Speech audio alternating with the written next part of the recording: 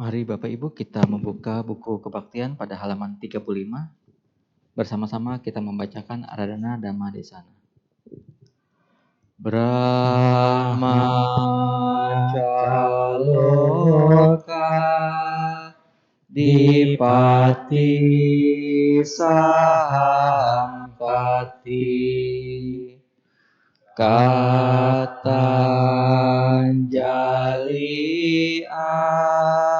Andiwara Ayacata Santi Dasarata Paraja Kajatika Desetu Dhammang Anukampimang Pajang.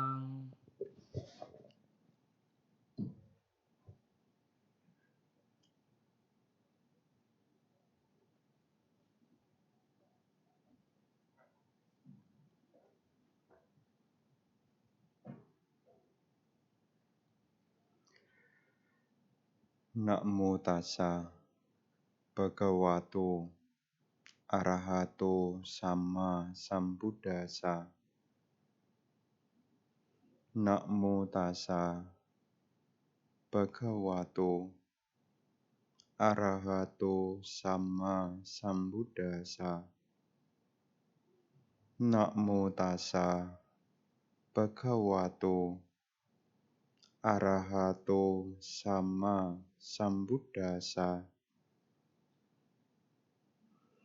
Garawoca niwatoca santutica kathanyuta kalena dhamma sawanang etang manggalamuthamanti.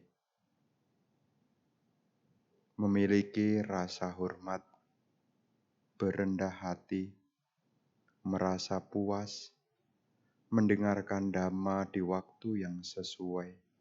Itulah berkah utama.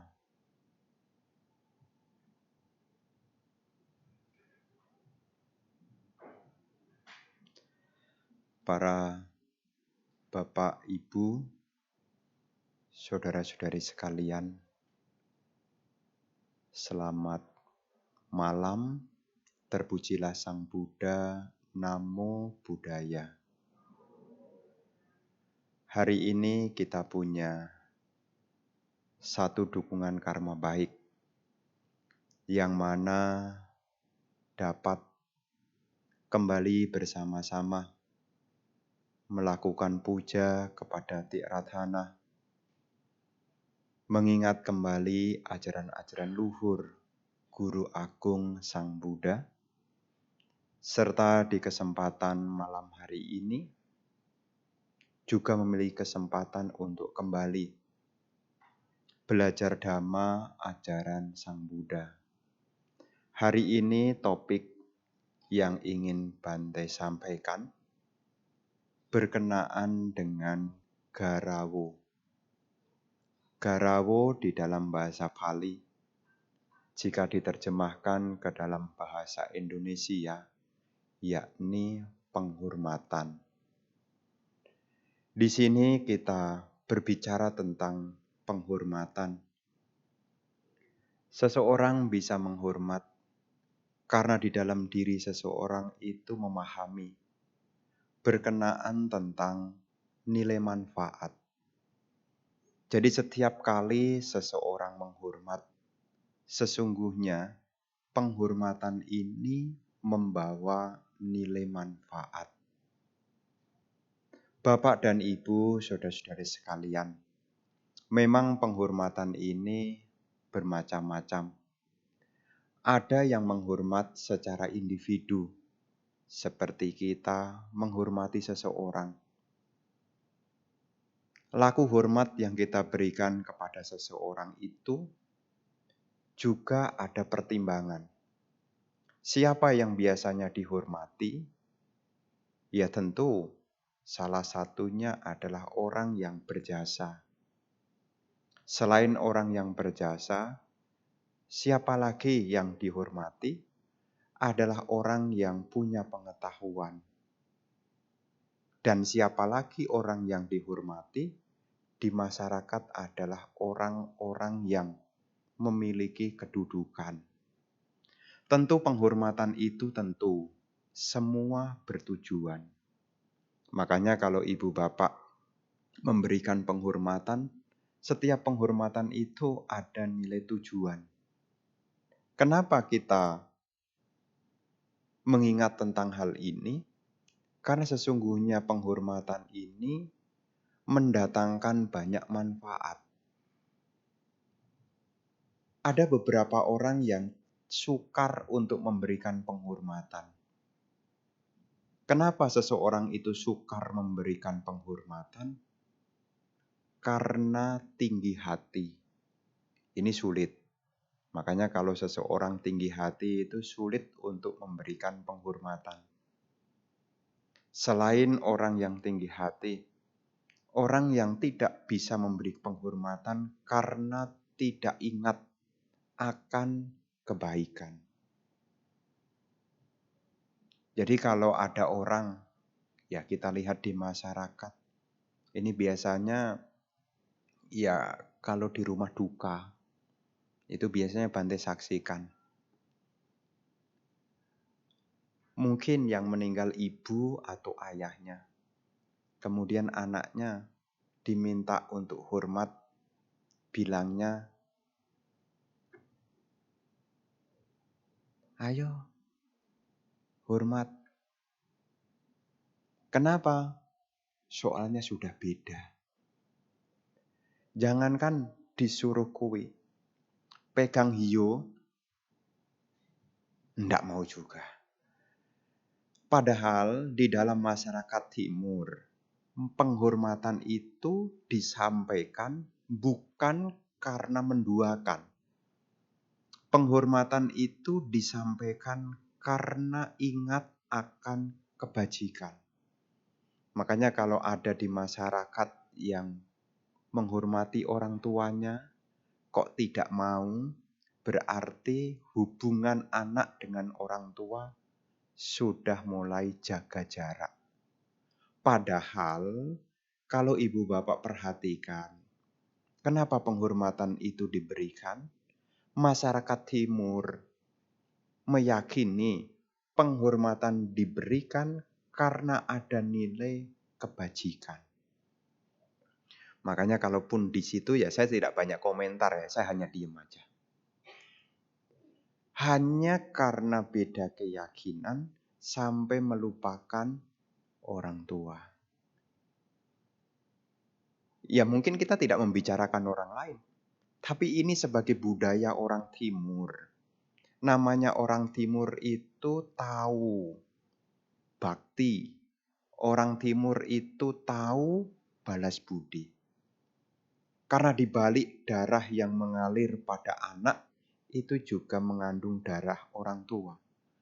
Suapan-suapan nasi yang orang tua berikan tidak dihitung. Hanya berpikir beda pemahaman. Tidak ada yang salah. Bendera merah putih aja kita hormati. Kenapa orang tua dihormati tidak mau? Nah, maka di sini penghormatan itu bisa dilakukan kalau orang ini tahu tentang kebajikan. Orang menghormat juga karena tahu nilai manfaat. Jadi kalau ibu bapak melakukan penghormatan, sebetulnya di situ sebetulnya tidak untuk si yang dihormati. Tetapi sebetulnya ketika kita memberikan penghormatan, nilai manfaat itu tetap kepada si pelakunya. Ya kadang-kadang ada umat Buddha yang anjali sama Bante aja enggak mau. Ah Bantenya masih muda kok. Ah ngapain anjali? Kita kan lebih tua, mestinya Bante itu yang anjali sama kita. Padahal kalau kita memberi penghormatan, sesungguhnya itu bukan untuk si penerima. Kalau anak memberikan penghormatan kepada orang tuanya, berkahnya itu punya siapa? Anak memberikan penghormatan sama orang tua, berkahnya punya siapa? Banyak anak. Jadi kalau kita menghormat yang lebih tua, sebetulnya itu ya untuk diri kita sendiri. Makanya di dalam kita melakukan penghormatan, ada dasar yang kita pahami. Kenapa laku hormat itu kita berikan? Karena kita memahami nilai manfaat. Kita menghormat karena kita mengenang kebajikan yang didapatkan.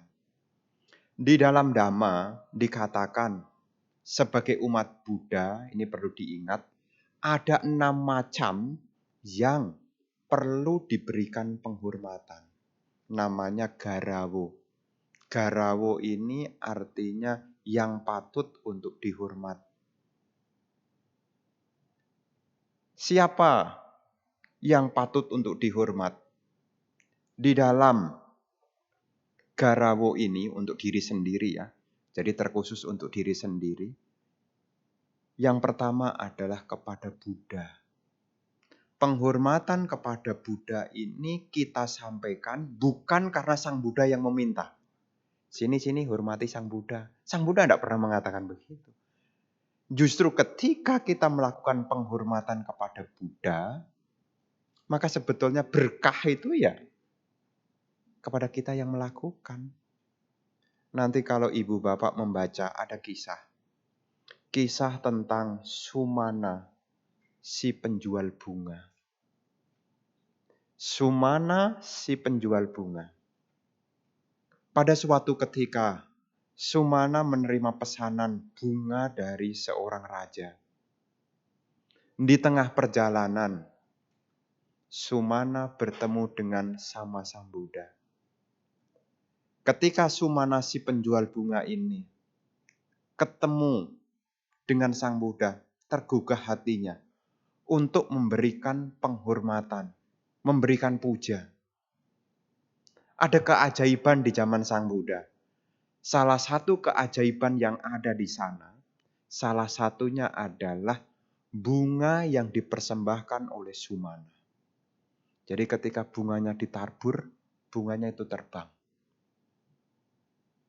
Karena kekuatan dari tekad, karena keberanian dari Sumana itulah yang mengangkat bunga ini sehingga saat itu menjadi sebuah keajaiban. Sumana karena memberikan persembahan bunga itu, setelah meninggal Sumana terlahir di alam surga. Dan Sumana kelak juga akan menjadi seorang paceka Buddha. Nanti ibu bapak bisa membaca sendiri, ceritanya agak panjang. Nanti baca sendiri, Sumana penjual bunga. Jadi ketika kita melakukan penghormatan, bukan yang kita hormati yang mendapat manfaat, kitalah yang memperoleh manfaat. Apa kaitannya Bante? Umat Buddha memberikan penghormatan kepada Sang Buddha supaya kita ada kedekatan dengan Sang Buddha. Kalau umat Buddha sudah jarang ke wihara, sudah jarang nyalakan lilin, nyalakan dupa, sudah jarang baca parita, jarang ke wihara, jarang nyalakan dupa, jarang nyalakan lilin. Mungkin di rumah juga tidak ada gambar Sang Buddha. Dalam hitungan, jangankan tahun, dalam hitungan bulan, nanti alamat di KTP atasnya kolom KTP itu bisa berubah. Kenapa? Karena tidak ada kedekatan. Jadi di sini ibu bapak saudara-saudara sekalian, ketika kita melakukan penghormatan kepada Sang Buddha, sebetulnya tujuannya adalah supaya kita punya kedekatan dengan Sang Buddha. Ada yang bertanya kepada saya, memang di dalam Buddha ada apa, Bante? Kenapa kita mesti mendekatkan kepada Sang Buddha? Kan biasanya kalau kita mendekatkan diri ini kan ada tujuannya. Ya, mobil parkir di mall, ada tujuannya kan? Kemanapun kita mendekatkan, di situ pasti ada tujuannya. Kalau kita mendekatkan kepada Sang Buddha, ada apa di dalam Buddha itu? Di dalam Buddha ada Nibbana. Nibbana itu adalah lenyapnya penderitaan. Kenapa kita memberikan penghormatan kepada Buddha? Supaya kita dekat dengan Sang Buddha. Apa harapan yang kita peroleh? Harapannya adalah supaya kita dapat mengakhiri penderitaan. Jadi orang yang dekat kepada Sang Buddha itu sebetulnya adalah mereka yang ingin mengakhiri penderitaan. Jadi kalau nanti datang ke wihara Dhammasuka, ya biasanya kan malam minggu kan pergi makan bareng. Kok tumben hari ini kok tidak pergi? Ya tadi saya mau ke sini aja udah macet tuh. Dari mau masuk sini, masuk pik situ. Pik mau nyebrang ke seberang sudah macet. Nah, ibu-ibu malah parkirnya malah ke sini. Nanti kalau ditanya, kenapa datang ke wihara Dhammasuka? Ingin mendekatkan Sang Buddha. Ini mendekat kepada Sang Buddha. Kenapa ingin mendekat kepada Sang Buddha? Sebagai umat Buddha, mesti diingat tujuan kita mendekatkan diri kepada Sang Buddha supaya kita dekat dengan Sang Buddha dengan tujuan supaya kita ingat untuk mengakhiri penderitaan. Jadi orang-orang yang datang mendekatkan diri kepada Sang Buddha adalah orang-orang yang punya keinginan untuk mengakhiri penderitaan. Jadi kalau orang-orang datang mengunjungi wihara, semestinya yang mesti teringat di dalam pikirannya, menyalakan hiyo, menyalakan lilin di altar Sang Buddha, mendekatkan diri kepada Sang Buddha, sebetulnya yang mesti diingat adalah saya ingin mengakhiri penderitaan. Karena di dalam Buddha itu ada Nibbana. Siapapun akan memperoleh gelar kebudaan, karena Buddha itu ada 3 ya. Ada Sama Sambuddha, ada Paceka Buddha, ada Sawaka Buddha. Sama Sambuddha adalah orang yang mencapai pencerahan sempurna dengan usaha sendiri dan mampu mengajarkan Dhamma. Paceka Buddha adalah orang yang mampu mencapai penerangan sempurna dengan usaha sendiri tetapi tidak mengajarkan Dhamma. Sedangkan Sawaka Buddha adalah orang yang mencapai penerangan sempurna setelah mengikuti ajaran dari Sama Sambuddha. Ketiga ini secara pencapaian sama. Apa pencapaiannya sama? Ketiga-tiganya mencapai Nibbana. Nibbana itu lenyapnya penderitaan. Jadi baik itu kita mendekatkan diri, ya, usaha kita mendekatkan diri kepada Sang Buddha punya tujuan untuk mengakhiri penderitaan. Jadi nanti kalau datang ke wihara, pasang hiyo di rumah, jangan hanya sekedar ritual. Ritual itu artinya perilaku diulang-ulang. Pokoknya dinyalakan. Pokoknya pagi-pagi dinyalakan. Biar kelihatan. Kita ini kan umat Buddha. Supaya kelihatan sama tetangga. Pai-pai ke langit dulu. Supaya kelihatan kita umat Buddha. Ya, inilah pengertian yang harus kita miliki. Setiap orang yang datang memberikan penghormatan kepada Buddha karena mereka ingin mengakhiri penderitaan. Jadi kalau kita ingin mengakhiri penderitaan, ya, kalau kita ingin mengakhiri penderitaan, ya kita harus mendekatkan diri kepada Sang Buddha. Ya, kalau kita mendekatkan diri kepada Sang Buddha, kita ingat ajaran beliau. Ajaran beliau. Makanya setelah penghormatan kepada Buddha, di situ otomatis kita memberikan penghormatan kepada Dhamma. Karena kemunculan Buddha membabarkan Dhamma. Nah, jadi pertanyaan lagi, memang di dalam Dhamma itu ada apa? Kalau di dalam Buddha ada Nibbana, di dalam Dhamma ada jalan menuju Nibbana. Jalan menuju Nibbana itu ada di dalam Dhamma. Makanya kalau ibu bapak memberikan penghormatan kepada Dhamma, ibu bapak sebetulnya memberikan penghormatan menuju jalan Nibbana. Di dalam Buddha ada Nibbana, di dalam Dhamma ada jalan menuju Nibbana. Makanya kalau nanti membaca ya Dhamma ya, seperti Pariyati Dhamma. Ya, Pariyati Dhamma itu adalah membaca buku Dhamma, mendengar khotbah Dhamma, diskusi Dhamma. Namanya ini Pariyati Dhamma. Setiap kita mendengar Dhamma, membaca Dhamma, diskusi Dhamma, sebetulnya Dhamma yang kita diskusikan, Dhamma yang kita dengarkan, sebetulnya punya tujuan satu, yakni menuju Nibbana. Lah Bante itu kan Dhamma itu kan mengajarkan kita ke alam bahagia Bante. Ya memang ada Dhamma yang mengajarkan ke alam bahagia. Tapi setelah orang bahagia, nanti orang akan sadar loh. Kalau ibu bapak sudah merasakan bahagia pol mentok ya. Ini kan masih tanggung ya. Kadang naik, kadang turun. Kadang naik, kadang turun. Kadang turun, dan naik. Kan gitu kan. Tapi kalau sudah bahagianya mentok, namanya kebahagiaan apapun, tidak ada yang kekal. Kalau sudah melihat kelemahan dari kebahagiaan ini tidak kekal, orang baru tergugah untuk mencari jalan, mengakhiri penderitaan. Bagaimana jalan menuju mengakhiri penderitaan ini? Ya di dalam Dhamma.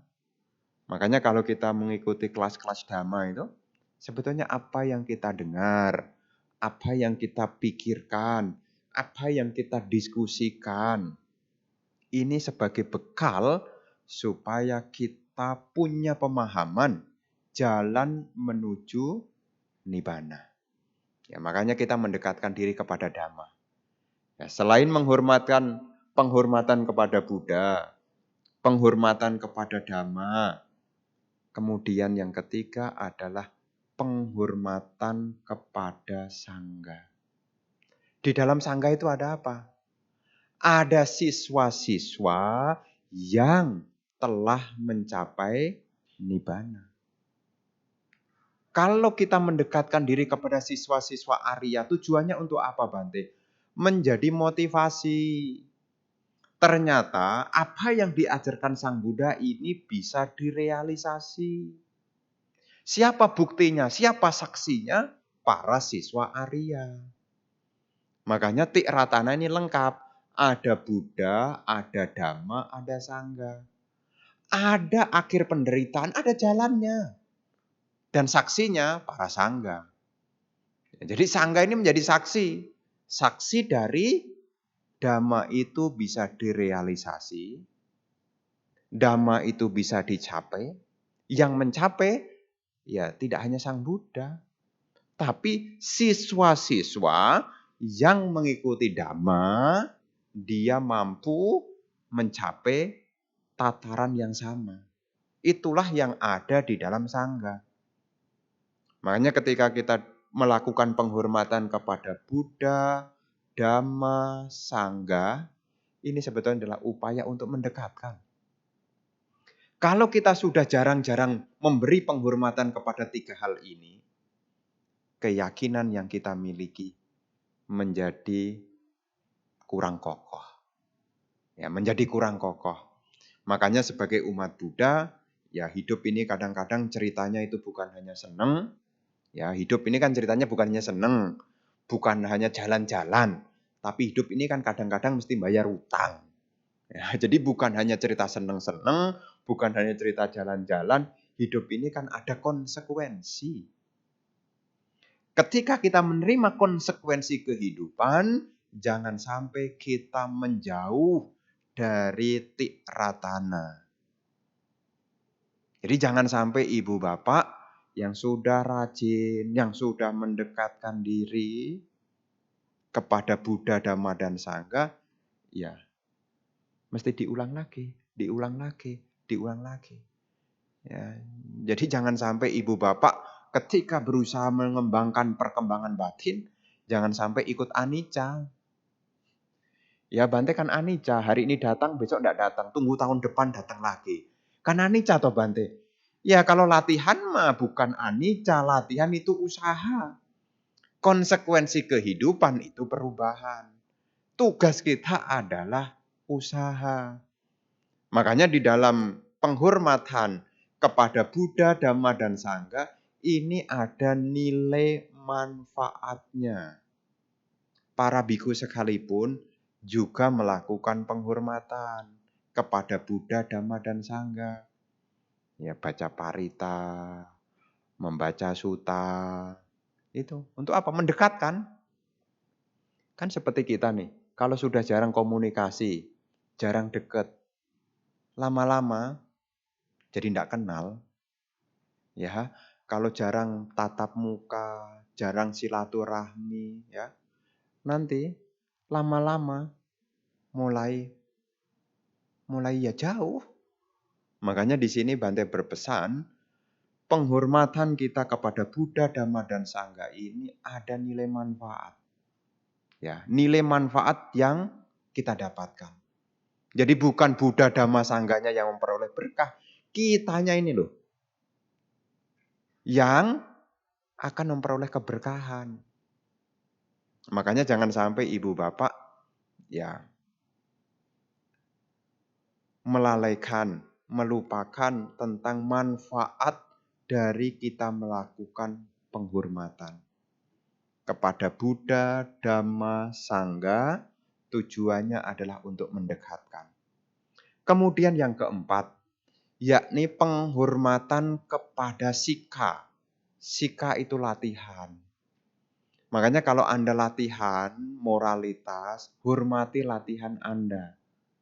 Jadi kalau misalnya ya mengambil 5 sila, hormati latihan Anda.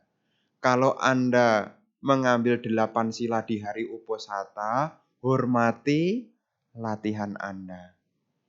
Kalau mengambil latihan meditasi, hormati latihannya. Apa yang didapat Bante?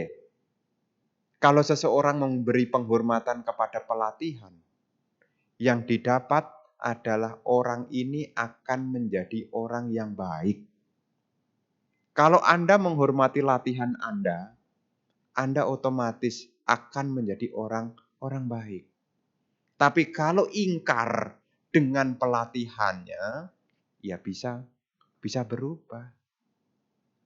Makanya kita sebagai umat Buddha, ya selain pergi berlindung kepada Buddha, Dhamma, dan Sangha, supaya perkembangan itu bisa kita dapatkan, di situ disampaikan hormatilah latihan yang diambil. Kalau perumah tangga latihannya apa? Ya menjalankan sila. Latihannya apa? Ya meditasi. Latihannya apa? Ya belajar melepaskan. Jadi latihan itu harus dihargai.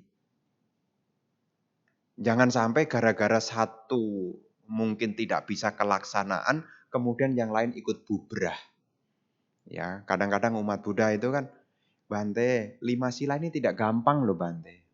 Kadang-kadang ngomong begitu ya. 5 sila ini tidak gampang Bante. Hari ini saya sudah batal 1 Bante. Batal 1 apa? Urusan sila keempat. Apa sila keempat? Apa sila keempat? Berbicara tidak benar. Kalau tidak punya keyakinan, dia kemudian, sudah tadi bohong ya. Ya udahlah sekalian aja. Ya kan sama, mau satu gagal kok ya udah. Tapi tidak begitu ya Bapak Ibu ya. Ya. Jadi jangan berpikir bahwasanya kalau satu gagal kemudian yang lain kemudian ikut gagal gitu. Enggak, ini pelatihan. Pelatihan itu sebisa mungkin dimaksimalkan. Andai kata sila keempat bolong, sila ke-1, sila kedua, sila ketiga, sila kelima tetap dijaga. Ya. Andai kata mungkin sila pertama mungkin bolong. Ya sila yang kedua, ketiga, keempat, kelima ya dijaga. Jangan sampai dengan asumsi batal kemudian semua dilanggar. Itu namanya tidak memberi penghormatan kepada latihan. Ya namanya latihan itu kan seperti orang bersepeda ya. Kadang-kadang bisa ngayuh. Kadang-kadang sudah ngayuh, nggak bisa ngerem. Kan begitu kan. Ya, kalau latihan kan begitu kan. Ya latihan naik sepeda kan begitu. Sudah dikayuh gitu. Awalnya sulit untuk berdiri. Ambruk. Sudah bisa ngayuh 1, 2, 3. Nggak bisa ngerem. Nabrak. Kan gitu. Tapi yang terpenting bukan berapa kali kita jatuhnya. Yang terpenting kan berapa kali kita bangunnya. Ya namanya orang latihan ini ya nunggu sempurna sih saya pikir sih kelamaan ya. Ya Bante kita tidak menjalankan sila dulu Bante, wong kita banyak bolong-bolongnya kok. Karena namanya latihan itu tidak dimulai dari sempurna. Karena kalau kita mulai dari sempurna, udah tidak perlu latihan. Aduh Bante, saya tidak ngambil sila dulu. Ada umat Buddha loh yang begitu. Giliran minta sila gitu ya. Kan minta sila ke biku gitu ya. Panati pata wera dia diem. Adina dana, dia diem. Kenapa diem? Takut salah. Padahal ini adalah niat untuk memperbaiki. Ya namanya kita ini kan banyak ya situasi kondisi. Ya, situasi kondisi kita kan tidak tahu ya. Niat hati pengen lurus, tapi kadang-kadang situasi dan kondisi kan kita tidak tahu. Ya, situasi kondisi kan kita tidak tahu. Ya, kita di rumah, punya rumah. Di rumah ada sarang laba-laba. Anda apain coba? Ada seorang laba-laba Anda apain? Nggak mungkin Anda kemudian, ya semoga berbahagia gitu. Kemudian dibiarkan gitu. Ya Anda mesti bijak. Disapu, ya dikeluarkan. Kadang-kadang niat kita membersihkan, kadang-kadang juga ikut mati juga. Tapi kan tidak mungkin sebagai perumah tangga kemudian rumahnya itu sarang laba-laba semua. Termasuk juga ya di rumah ada sisa makanan, ada semut. Ya sudahlah, semoga semua makhluk berbahagia, semutnya dibiarin. Apakah begitu? Makanya di dalam latihan ini yang mungkin satu sisi tidak bisa kita maksimalkan, tapi kan masih punya yang lain gitu loh. Itu kalau mengambil 5 sila. Nah, itu kalau mengambil 5 sila. Ada yang mengambil 8 sila. Ya, gara-gara kelupaan makan. Sudah ngambil 8 sila, kemudian ada nawarin makan, kemudian dia ikut makan. Sudah makan, baru ingat di tengah-tengah. Di tengah-tengah, ayo hari ini hari uposatha. Tapi ceritanya ini kan diajak makan orang. Terus gimana Bante? Kalau saya sih makan aja lah. Makan aja lah. Ya, makan aja. Lah kenapa? Bukankah itu nanti tidak menghormati latihan? Ya latihannya besok diulang lagi. Tapi jangan kemudian punya asumsi sila ke-6 itu tidak jadi dijalankan, kemudian ya sudahlah sila ke-5 dilanggar, sila ke-4 dilanggar. Ya bukan begitu. Makanya supaya kita membawa perkembangan, ya setiap sikap pelatihan yang kita latih hendaknya kita hormati. Ya, memberi penghormatan kepada latihan. Jadi ibu bapak, ya Sang Buddha mengingatkan yang keempat, penghormatan kepada sika. Sika itu latihan.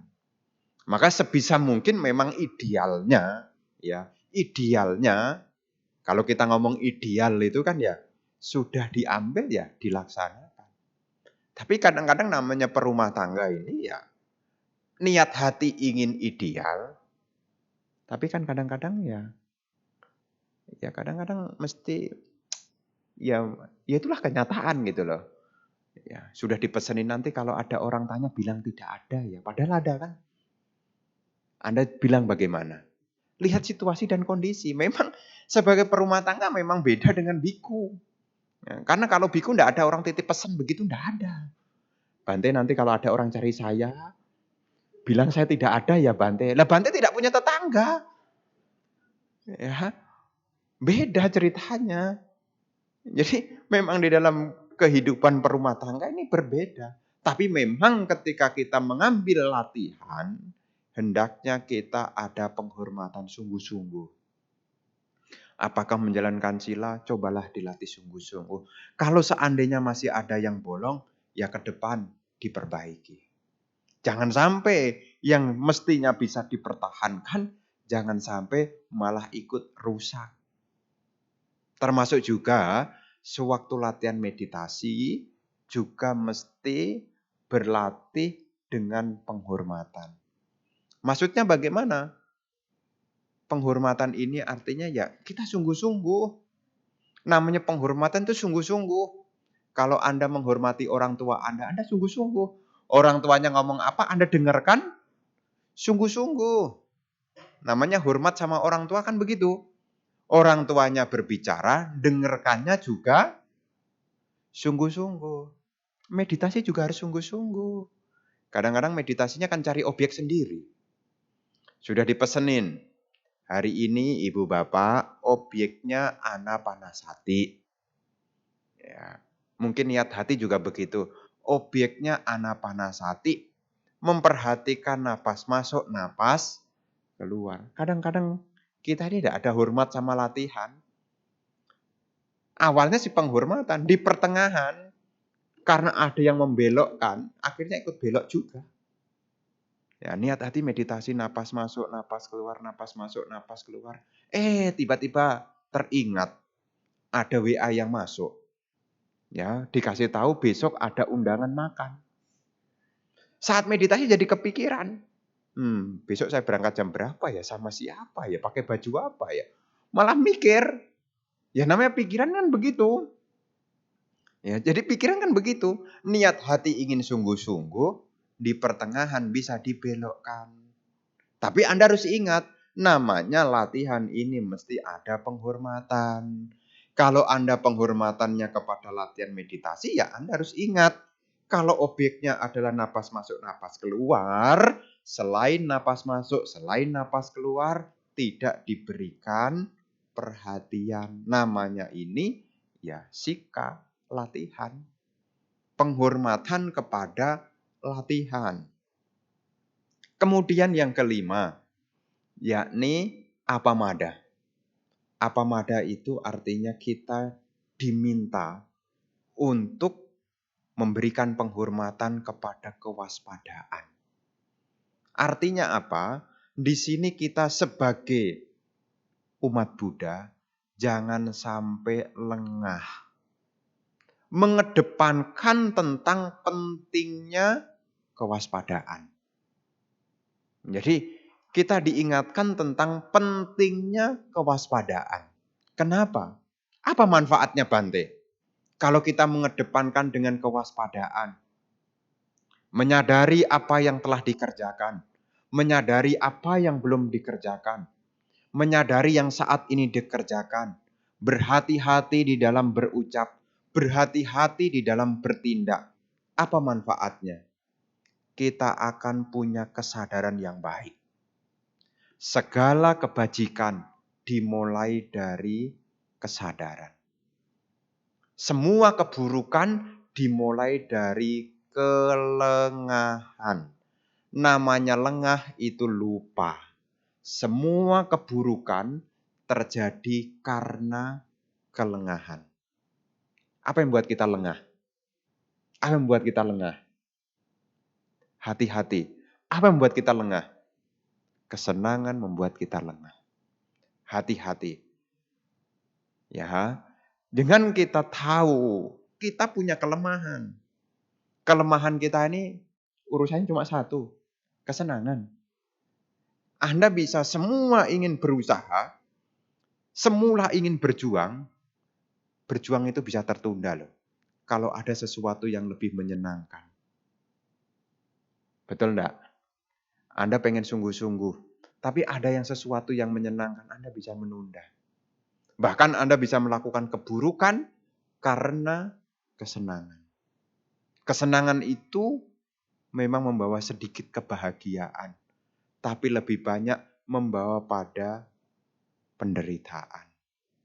Supaya kita tidak menderita, disitulah yang kelima, kita diingatkan untuk memberi penghormatan kepada kewaspadaan. Waspada.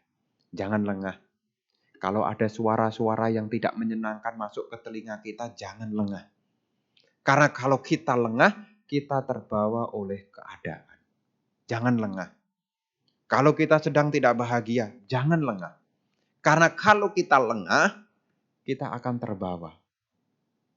Makanya di dalam syair Dhammapada berbunyi begini. Apa madu amatang padang, pamadu majuno padang. Apa mata nak miyati, ye pamata yathamata ti. Kewaspadaan adalah jalan menuju tanpa kematian. Kelengahan adalah jalan menuju kematian. Mereka yang sadar tidak akan mati. Mereka yang tidak sadar seperti orang mati. Jadi dengan kita mengedepankan tentang kesadaran, kita akan bangkit. Kita akan bangkit. Makanya jangan sampai ibu bapak larut ya, dengan keadaan. Kalau ketemu keadaan yang tidak menyenangkan, segeralah ingat penghormatan yang kelima. Penghormatan kepada kewaspadaan. Saya mesti bangkit. Saya mesti bangkit. Jangan sampai kita terbawa. Namanya penghormatan kepada apamada. Apamada itu tanpa kelengahan. Yang diterjemahkan lagi sebagai wujud dari kewaspadaan. Jangan lengah. Jangan lengah. Kadang-kadang orang ini gampang lengah ya. Seneng ya lengah, susah ya lengah juga. Ya, jadi perlu kesadaran ya. Perlu kesadaran. Ya, kalau seneng ya lengah, susah ya lengah juga. Supaya tidak lengah bagaimana? Punya kesadaran. Sadar apa yang harus kita lakukan. Sadar apa yang saat ini kita lakukan. Kalau sekarang ini yang kita lakukan tidak bermanfaat, rubahlah. Kalau sekarang yang kita rasakan tidak menyenangkan, bergantilah. Sadar gitu loh. Makanya kalau ibu bapak makan itu kan sadar ya. Sadar enggak kalau makan? Sadar. Kalau haus, minum. Kan begitu kan? Kalau makan, haus, minum.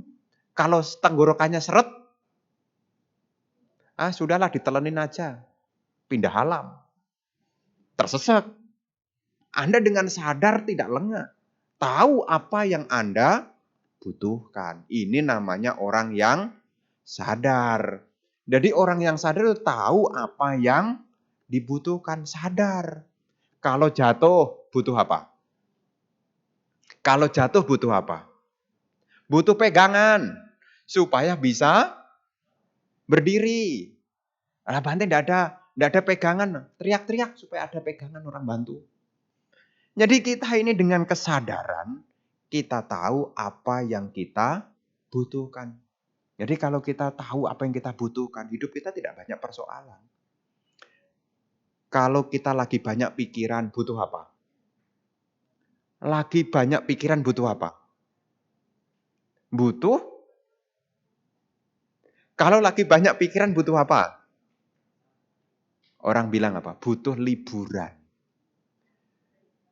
Orang bilang butuh liburan. Tapi gara-gara liburan itu malah jadi banyak pikiran. Ketika kita banyak pikiran, di situ kita butuh ketenangan. Ya, kalau kita sedang down, kita butuh bersyukur. Ya, kita harus perlu bersyukur. Ya, punya santuti, punya kepuasan. Jangan serta-merta selalu merasa kurang, Tidak akan memberikan apa yang kita butuhkan. Makanya dengan kita punya kewaspadaan, ya kita tahu kok, apa sih yang kita butuhkan. Makanya penghormatan yang kelima adalah penghormatan kepada kewaspadaan. Tujuannya apa? Supaya kita senantiasa menjadi orang yang sadar. Namanya sadar, tahu apa yang dibutuhkan. Ya, jadi tahu apa yang dibutuhkan. Itu namanya orang yang sadar. Kalau susah berarti butuh tidak susah. Makanya kalau saya ketemu dengan orang, ya saya sebisa mungkin sih berusaha untuk menyadari. Ya, berusaha untuk menyadari. Ya main posisi. Kalau seandainya saya di sana, apakah saya bisa? Dengan begitu kita punya empati. Kalau kita punya empati, kita bisa memberikan simpati. Apa yang bisa kita lakukan? Dari mana itu? Dari kesadaran. Makanya penghormatan kepada kesadaran ini juga perlu ditegakkan. Menyadari apa yang sudah dikerjakan, menyadari apa yang belum dikerjakan, menyadari apa yang saat ini dikerjakan, berhati-hati di dalam berucap, berhati-hati di dalam bertindak. Manfaatnya adalah kita hidup senantiasa bersama dengan kesadaran. Kemudian yang keenam, yang terakhir. Kepada Buddha, Dhamma, Sangha, kepada Sika, latihan, kepada Apamada. Kemudian yang terakhir, yakni penghormatan kepada Patisantara. Apa itu Patisantara? Penghormatan kepada tamu. Tamu itu artinya siapa datang ke tempat kita. Jadi kalau ada orang datang ke tempat kita, sudah sepatutnya diberi penghormatan. Siapa yang biasanya datang ke rumah kita? Siapa? Ini kan perumah tangga nih. Ya, siapa yang sering datang ke rumahnya? Oh, Bante yang sering datang itu loh, tukang kurir antar toko online. Ya itu cuma sampai di gerbang, nggak sempat dihormati. Siapa yang sering datang ke rumah? Orang tua, mertua, tetangga, relasi. Penghormatan apa yang bisa kita berikan kalau ada tamu datang? Jadi kalau ada tamu datang yang pertama, Anda mesti berdiri. Jadi kalau tamunya datang, Anda mesti berdiri. Kalau sudah berdiri, Anda suruh duduk. Sudah duduk,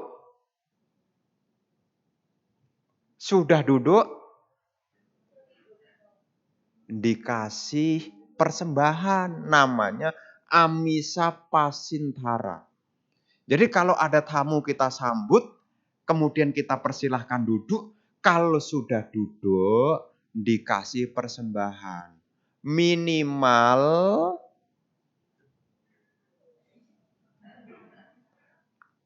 Minimal air percaya diri.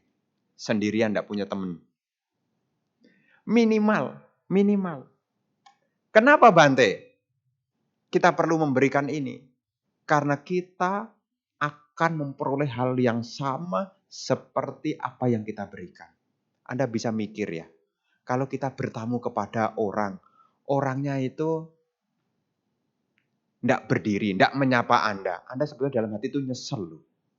Kenapa saya datang ke orang ini gitu? Nyesel loh. Ya, kalau Anda datang bertamu, jangankan orang lain, kita sendiri ya. Kalau datang bertamu ke rumah orang, orangnya kemudian cuek. Ya kalau silahkan duduk ya duduk aja, enggak usah. Kita punya rasa ya. Kalau gini mah, mending tadi ngapain kita datang ya? Itu sudah tidak welcome gitu loh. Makanya sebagai orang yang bijak, ketika tamu datang, ya memang zaman sekarang ini karena kesibukan, kadang-kadang tamunya datang malah, ya silahkan duduk. Gimana rasanya dicuekin? Anda bisa menyadari. Coba kalau misalnya Anda datang ke tempat saya. Bante, gimana rasanya? Apa salah tadi saya masuk ini ya? Jadi kita bisa bermain seperti itu. Makanya Dhamma aja diajarkan kepada kita, mengajarkan kepada kita. Kalau ada tamu berdiri, disuruh duduk, dan dikasih persembahan. Apakah itu minuman, apakah itu makanan, patut diberikan. Ya, jangan sampai tamunya datang langsung dikasih ceramah. Ya, tadi dari wihara itu bahas tentang penghormatan. Ada 6 macam penghormatan. Sedangkan tamu ini baru datang, baru duduk gitu. Memang ada di dalam penghormatan itu, selain kita memberikan persembahan berupa amisa, memang ada memberikan persembahan berupa dhamma. Ya, tapi sebelum memberikan dhamma, hendaknya memberikan amisa. Ya, jadi jangan sampai tamunya baru datang langsung disodorin buku pokok dasar agama Buddha. Ya, ini kan penting Bante. Amisa sama dhamma kan lebih tinggi dhamma, tapi konteksnya berbeda. Jadi kalau bertamu, ya kalau ada tamu, ya ini dibiasakan. Karena makin ke sini, semua sibuk dengan handphone. Tamunya datang. Bentar ya. Bukan ini disuruh sebentar, tapi ini disuruh sebentar gitu. Tamunya datang, silakan. Kita harus ngomong baik-baik. Ya, etika begini ini harus ada gitu loh. Jangan sampai kita berpikir kan tidak merugikan dia, Bante. Kan saya telepon kan tidak merugikan dia, Bante. Memang tidak merugikan dia, tapi Anda merugikan perasaan dia. Nanti apa yang kita tanam, itu yang akan kita petik. Giliran kita bertamu, baru tahu rasa. Baru ngomong sepatah, nih. Kita merasa, ya udahlah, permisi aja dah. Betul kan ya? Makanya di dalam yang keenam itu, selain kita memberikan penghormatan ke dalam untuk diri sendiri, Buddha, Dhamma, Sangha, kepada latihan, kepada apa mada, ini kepada diri sendiri. Kemudian yang keenam, memberikan penghormatan kepada yang keluar. Karena pada dasarnya kita semua ini masih kepengen dihormati. Betul enggak? Kita ini masih kepengen dihormati. Kalau kita kepengen dihormati, maka kita harus menghormati. Dan di dalam etika bertamu itulah salah satu contoh nyata bagaimana kita memberikan penghormatan. Ya, jadi ketika ada orang datang ke tempat kita, ya disitulah kewajiban. Makanya kadang-kadang kalau orang bertamu di tempat saya ya, kalau tidak sebentar ya, kalau tidak sebentar itu artinya ya lama. Ya kalau lama itu biasanya kasih minum. Kadang-kadang yang dikasih minum bilang, "Enggak usah Bante, terima kasih." Saya bilang, itu kewajiban tuan rumah. Tuan rumah itu punya kewajiban untuk memberikan suguhan. Karena datangnya sudah lewat jam 12, tidak ada makanan. Gorengan-gorengan juga enggak ada. Ya, jadi nanti kalau datang ke Pusdiklat, ya enggak usah tolah-tolah. Kok enggak ada camilan-camilan apa-apa ya Bante, kok semua kok begini? Ya karena datangnya sudah lewat jam 12. Ya, jadi tetap ada. Ya, karena kita mengikuti ajaran Sang Buddha. Jadi di dalam meja itu sekalipun sudah ada. Tujuannya siapa? Untuk tamu. Untuk tamu. Makanya ini adalah hal yang baik. Jadi ada nilai manfaat. Kalau kita menghormat kepada Buddha, Dhamma, dan Sangha, ada manfaatnya. Kalau kita menghormat kepada latihan, ada manfaatnya. Kalau kita menghormat kepada tanpa kelengahan, ada manfaatnya. Termasuk juga kita memberikan penghormatan kepada para tamu, juga ada manfaatnya. Karena apa yang kita tanam, itulah yang akan kita petik. Hidup ini sambung menyambung. Kalau kita bikin satu orang kecewa, orang yang dikecewakan itu akan ngomong. Anda bukan hanya melukai satu orang, tapi dan kawan-kawannya. Karena ketika nanti menyebut nama, nanti bisa nyenggol. Itu tuan rumah kemarin saya ke rumah dia itu. Orangnya tidak tahu diri. Kenapa? Kita udah jauh-jauh. Air setetes saja tidak ada.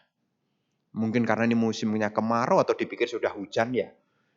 Air aja tidak ada.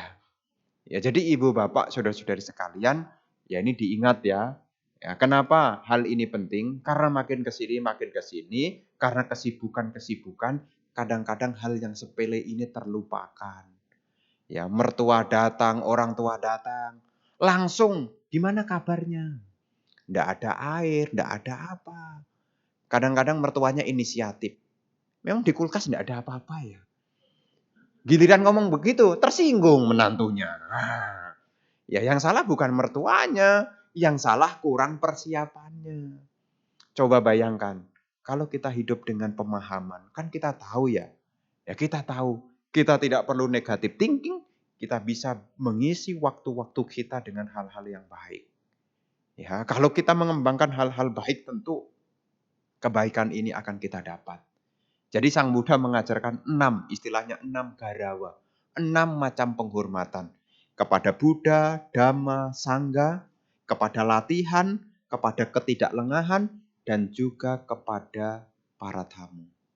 Tapi untuk urusan perumah tangga, rata-rata tamunya kan ya sedikit yang datang berbincang dhamma. Jadi kalau yang datang sedikit berbincang dhamma, ya Anda enggak usah ceramah dhamma. Nanti tamunya enggak akan datang lagi. Aduh, kalau ke rumah dia diajak ngomong ini, bahas ini. Aduh, soal agama lagi gitu.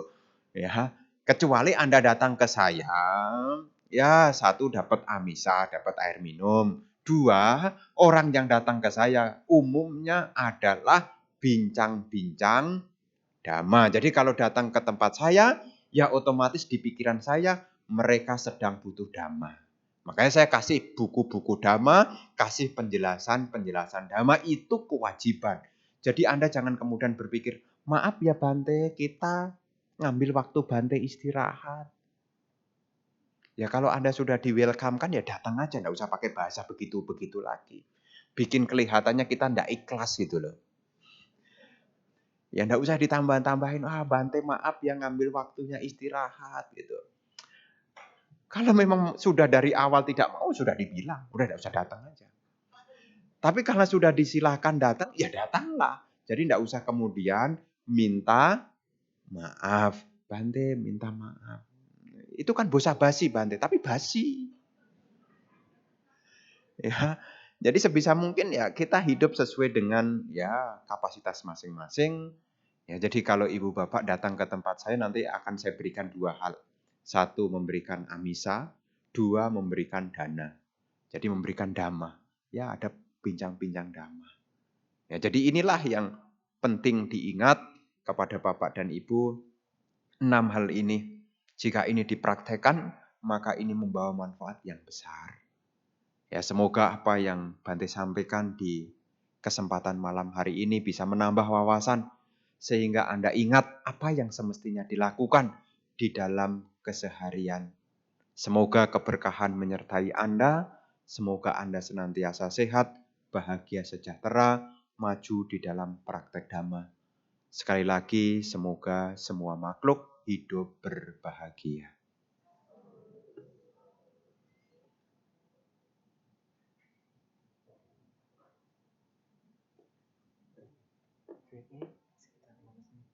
Boleh.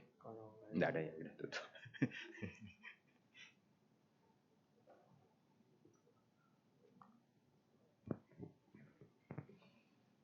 Demikianlah Dhammadesana yang telah disampaikan oleh Yang Mulia Bante Atta Dirotera. Kami menyediakan sesi tanya jawab untuk Bapak Ibu. Pertanyaan bisa melalui 2 metode. Pertanyaan lisan, nanti boleh tunjuk tangan, nanti boleh langsung bertanya ya. Kemudian ada pertanyaan tertulis. Di depan bangku ada kertas dan pensil, boleh ditulis di kertas. Nanti kita ambil. Dan sambil menunggu pertanyaannya masuk, mari kita menyanyikan 1 buah lagu. Kepada petugas. Bapak, Ibu, Saudara-saudari dalam sedama, mari kita buka kembali buku tuntunan Puja Bakti kita halaman 102. Bersama-sama kita menyanyikan lagu yang berjudul Mendengar Buddha Dhamma.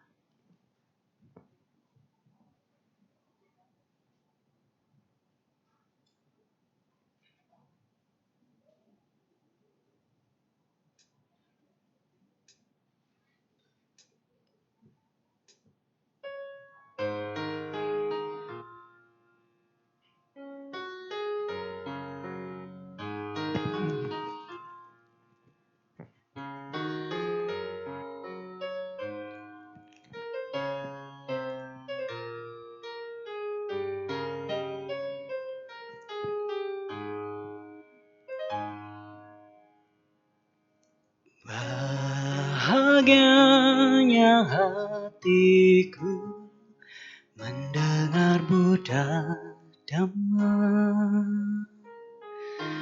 berharap semua makhluk turut bahagia juga.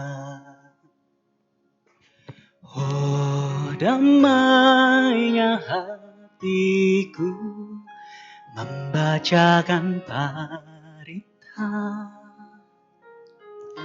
memberi ketenangan dan kesejukan jiwa. Oh, indah kasihnya, oh, damainya, oh, Buddha Gautama, kau guru yang mulia.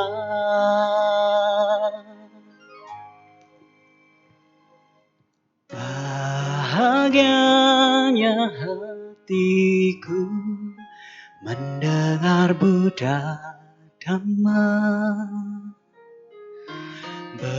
berharap semua makhluk turut bahagia juga. Oh, damainya hatiku membacakan parita, memberi ketenangan dan kesejukan jiwa. Oh, indah kasihnya, oh, damainya, oh, Buddha Gautama, kau guru yang mulia.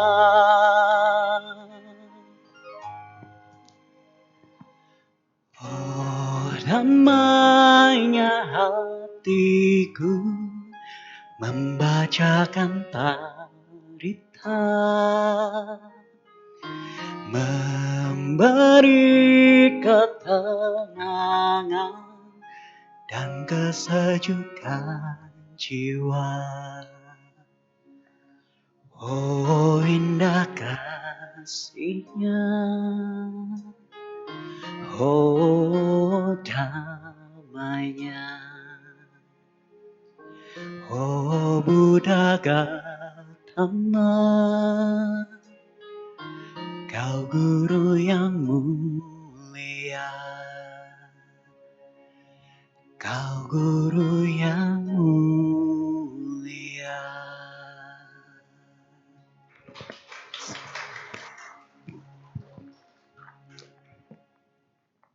Baik, kita akan memasuki sesi tanya jawab. Mungkin untuk yang ingin bertanya secara langsung, secara lisan, boleh tunjuk tangan. Nggak ada ya. Kita akan langsung ke pertanyaan secara tertulis. Namo Buddhaya Bante, mohon penjelasannya apabila tumbuhan tidak termasuk makhluk hidup dalam pandangan Buddhis, lalu apakah bakteri ataupun kutu atau mikroba termasuk makhluk hidup yang tidak boleh dibunuh seperti yang dimaksud dalam sila pertama? Udah. Iya, berkenaan dengan disebut makhluk. Ya, disebut makhluk ini ada unsur yang disebut dengan pancakanda. Di dalam tumbuhan itu, tumbuh-tumbuhan itu hanya ada rupa. Tidak ada wedana, sanya, sangkara, winyana. Makanya tidak ada tumbuhan itu mengalami punarbawa. Tidak ada. Memang di dalam tumbuhan itu hanya ada 4 unsur. Unsur airnya ada, unsur tanahnya ada, unsur udaranya ada, unsur apinya ada. Patawi apo tejo wayo. Tanah, air, api, udara. Makanya tumbuh-tumbuhan secara dhamma tidak tergolong sebagai makhluk hidup. Kemudian mengenai bakteri, apa tadi? Bakteri, kutu, atau mikroba. Kalau kutu itu masih kelihatan. Ya, disebut pelanggaran sila pertama, ya, disebut pelanggaran 5. Disebut pelanggaran sila pertama ada 5 hal. Yang pertama ada makhluk. Yang kedua, makhluknya itu hidup. Yang ketiga, ada niat membunuh. Yang keempat, ada usaha membunuh. Dan yang kelima, makhluknya mati. Kalau kutu, bisa tahu, ada makhluk, kelihatan. Kalau kutu masih kelihatan. Tapi kalau amuba, apalagi dari bakteri, ya tidak disebut sebagai makhluk. Ya. Nanti kalau semua berpikir semua ini adalah makhluk, tiap hari terjadi pembunuhan. Ini kan yang masuk ke hidung kita ini kan termasuk itu virus itu, corona itu. Itu juga virus juga. Tapi secara dhamma itu tidak disebut sebagai makhluk. Ya, jadi disebut pembunuhan itu ada makhluknya. Artinya dengan mata terbuka kita melihat itu makhluk. Tidak pakai alat berupa mikroskop. Ya. Jadi ada batasannya. Sejauh mana? Sejauh mata kita masih bisa melihat. Makanya kalau kutu ya. Ya kutu rambut ya, bukan kutu air loh ya. Ya. Kalau kutu air itu ya enggak kelihatan. Ya enggak kelihatan. Tapi kalau kutu rambut ya itu kelihatan. Jadi dalam hal ini ya seperti hal-hal yang tidak kasat oleh mata tidak disebut sebagai makhluk hidup. Ya, tidak disebut sebagai makhluk hidup. Seperti yang disebutkan tadi bakteri, virus dan lain-lain bukan sebagai makhluk hidup. Jadi kalau minum obat ya tidak terjadi pembunuhan makhluk hidup, enggak ada makhluknya kok. Itu hanya istilah ilmiah ya ini adalah ya disebut ya sebagai ya virus begitu. Makanya nanti kalau disebut makhluk nanti Anda tanya lagi. Ini tinggal di alam mana Bante? Bingung lagi kan? Alam manusia juga bukan, alam binatang juga bukan. Ya, nanti bingung juga. Makanya tidak ada di sini begitu, ya.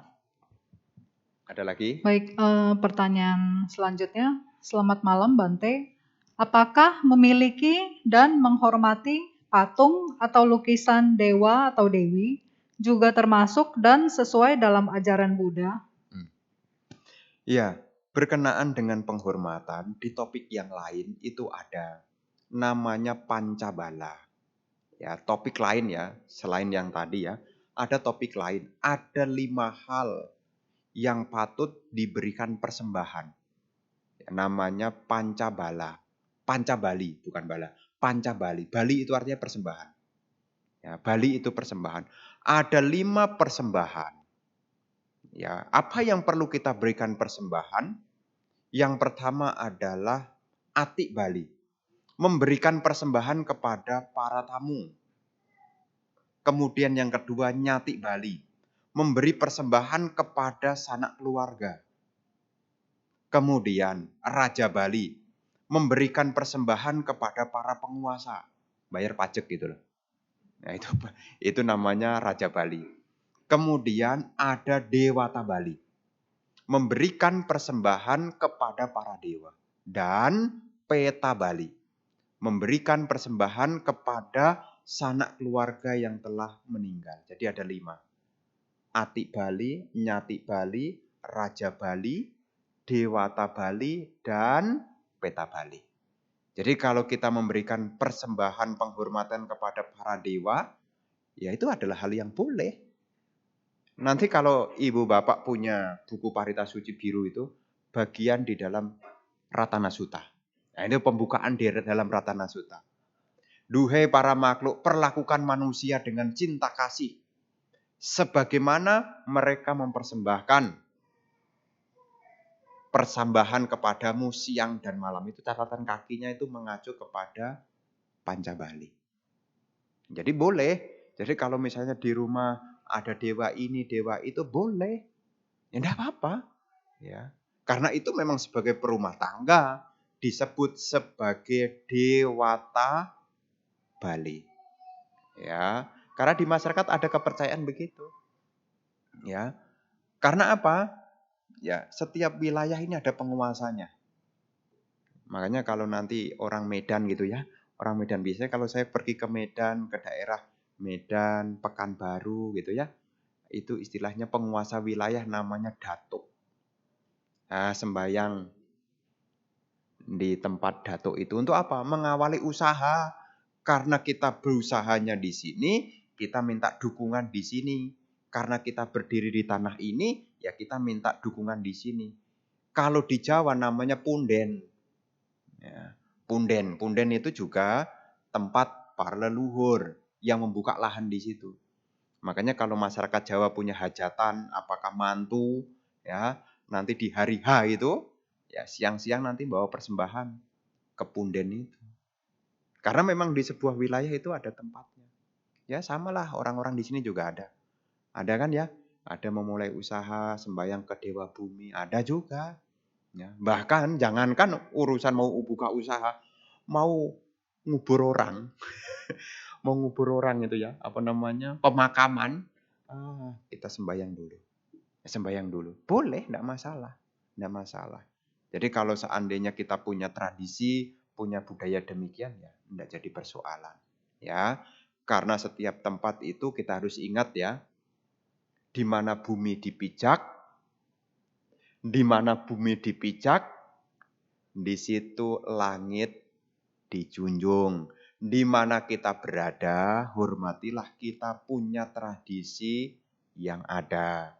Jangan sampai karena menggunakan akal kemudian menyerang. Nah, ini yang tidak boleh. Ya, makanya selalu dipesan di mana bumi dipijak, di situ langit dijunjung. Ya, jadi Buddhism ya tidak menentang. Memang ada kok 5 macam persembahan itu disampaikan kepada para dewa. Ya, boleh, boleh. Semoga para dewa melindungi saya, boleh. Tapi Anda syaratnya harus punya kebajikan. Kalau Anda nakal kemudian pengen dewa melindungi, dewanya juga tidak mau berkawan kok. Ya. Tapi kalau Anda baik, tutur katanya baik, pikirannya baik, perilakunya baik, suka berbagi, dewa-dewa itu nyata. Dewa yang tidak kelihatan juga mendukung, dewa-dewa di sekitar kita ini juga ada. Giliran butuh apa, tetangga kasih bantuan. Ya, kadang-kadang kan orang kan ada yang ngomong begini, saya baru mikir loh, tetangga kok paham ya. Baru mikir tetangga kok paham. Ya karena itu Anda punya kebajikan. Makanya kalau Anda punya kebajikan ya itu sebenarnya dewa-dewa yang nyata. Ya dewa-dewa yang nyata. Makanya kalau kita memberi penghormatan kepada dewa, ya kita harus jadi orang baik. Ya jadi orang baik. Ya jadi orang baik itu perlu. Karena nanti dewanya kasih tahu juga. Ini pesan ya, ini pesan lucu sekali. Dulu ketika saya jadi awal-awal jadi Samanera, dikasih motivasi sama Bante Kanti di Ngandat Batu Malang. Ya jadi biku baru enggak usah khawatir. Itu awal-awal. Ya, yang penting jaga sila, meditasi rajin. Nanti dewa-dewa kasih tahu. Itu di wihara ada Bante sana kirim makan. Jadi para dewa juga memberitahu. Ya, tapi kalau kita tidak menjaga perilaku yang baik, jangankan para dewa, orang pun juga menjauh. Jangankan para dewa, orang pun aja menjauh. Ya.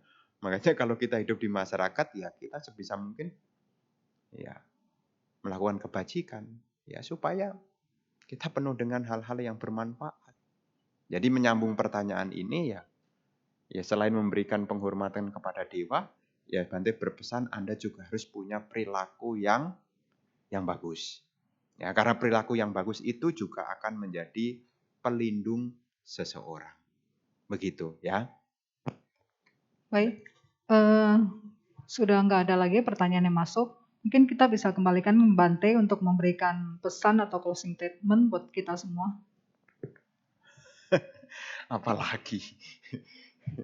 Ya, apa yang sudah dipelajari, apa yang sudah didengar, yang bermanfaat, masukkanlah di dalam 24 jam waktu Anda.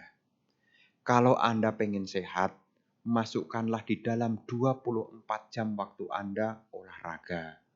Kalau Anda pengen tenang, masukkanlah di dalam 24 jam waktu Anda latihan meditasi. Kalau Anda pengen kaya, masukkanlah di dalam 24 jam waktu Anda menabung. Kalau Anda pengen pandai, masukkanlah di dalam 24 jam waktu Anda belajar. Kadang-kadang orang berharap tetapi tidak dimasukkan ke dalam agenda 24 jam. Bante, saya kan kerja terus, kok enggak kaya-kaya Bante, enggak nabung kok. Jadi masukkan, karena semua dimulai dari kecil-kecil. Yang sekiranya bermanfaat, masukkanlah di dalam agenda 24 jam Anda. Ya, kalau Anda pengen pandai, masukkan di dalam 24 jam Anda, apakah 30 menit, apakah 1 jam, baca buku, diskusi dhamma, dengarkan pengetahuan. Kalau Anda pengen sehat, masukkan di dalam 24 jam Anda. Apakah itu setengah jam, apakah 15 menit olahraga. Apakah apa namanya? Ya, apakah begini gitu ya. Ya, pokoknya ada lah. Jangan mager, malas gerak pengen sehat. Ya, gimana? Ya, jadi masukkan. Karena semua di dalam kehidupan ini, semua tidak ada yang mungkin. Semua mungkin akan terjadi. Kalau Anda masukkan di dalam 24 jam waktu Anda. Karena kehidupan dimulai dari 24 jam. Kemarin sudah habis semalam, udah tidak ada lagi. Besok masih nunggu hari ini. Makanya ngitung 24 jam mulainya kapan? Saya tanya, ngitung 24 jam mulainya kapan? Kapan? Anda ngitung 24 jam waktu Anda ngitung mulai kapan? Nih, pada keliru kan? Anda pada ikut 24 jam waktu jam nasional. Ya kan mulai 24 jam dari jam 01 malam Bante. 00:24 itu. Itu hitungan 24 jam. Hitungan 24 jam itu dimulai dari Anda bangun. Kalau Anda belum bangun berarti itu masih kemarin. Tapi kalau Anda mungkin bangun jam 6 pagi berarti Anda mulai dari situ startnya. Ya, sampai tertidur lagi. Sampai bangun lagi. Jadi kalau Anda sudah tidur sampai besok bangun lagi itu 24 jam. Jadi jangan sampai berpikirnya 24 jam itu seperti WIB itu loh. 00 sampai 24. Ya, tapi sebetulnya dimulai dari Anda bangun. Ketika Anda bangun dari 0 pertama, ini kayak mobil dimulai dari 0 ya.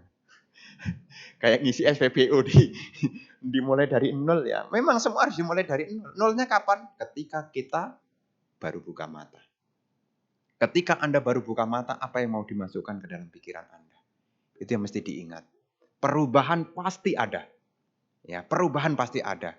Dan kalau sudah diagendakan, tolong dikerjakan. Ya, kalau sudah diagendakan, tolong dikerjakan. Diagendakan olahraga pagi. Tapi bangunnya kesiangan. Enggak jadi olahraga. Gitu kan hilang. Ya, jadi tetap apa yang sudah diniatkan, segeralah dikerjakan. Pasti berubah. Bante, saya enggak punya teman. Masukkan di dalam agenda 24 jam Anda komunikasi. Anda harus menyapa, jangan nunggu disapa. Sampai tahun depan pun enggak punya teman. Nah, diem aja siapa? Ya, jadi semua dimulai dari 24 jam. Ini mesti diingat. Perubahan pasti ada. Bante, saya pengen meninggalkan merokok, Bante. Mulai dari 24 jam awal Anda bangun, stop. Dimulai dari situ. Tapi kalau hanya ingin, diagendakan tapi tidak dikerjakan, diagendakan tapi tidak dikerjakan, sampai tahun baru Imlek berganti, ya, tidak akan Ada perubahan. Hidup ini nyata kok, realita. Ya. Jadi semua kembali apa yang kita masukkan di dalam 24 jam. Anda sadari atau tidak Anda sadari, apa yang Anda masukkan ke dalam 24 jam Anda akan mempengaruhi kehidupan Anda. Kalau 24 jam Anda masukkan kesedihan, berarti Anda sudah order kesedihan. Kalau di dalam 24 jam Anda jengkel, timbul kekecewaan. Kalau Anda tidak sadar, 24 jam sudah masuk di situ. Ya, makanya ya ini diingat-ingat nih. Ya diingat-ingat. Semua dimulai dari 24 jam. Karena setelah 24 jam, sudah lain hari, lain tanggal. 24 jam inilah yang harus kita gunakan dengan sebaik mungkin. Kita tidak tahu 5 tahun yang akan datang, kita tidak tahu. Kita juga tidak tahu 10 tahun yang akan datang, kita tidak tahu. Wong corona aja kita tidak tahu. Tapi yang kita tahu adalah apa yang akan kita isi dalam 24 jam itu. Tidak usah kebanyakan. Nanti kalau kebanyakan tidak dikerjakan. Yang pasti-pasti bisa dikerjakan, bermanfaat, jangan dipending. Segeralah. Ya, perubahan itu nyata dalam kehidupan kita selama kita memasukkan di dalam 24 jam waktu kita. Ini tambahan, ya. Begitu ya. Ya udah. Oke, baik. Sesi tanya jawab hari ini sudah selesai. Kami segenap keluarga Wihara Pluit Dharma Suka dan umat yang telah hadir mengucapkan terima kasih kepada Bante atas waktu dan kesempatannya dalam membebarkan Dharma pada hari ini. Untuk umat dipersilakan berdiri karena yang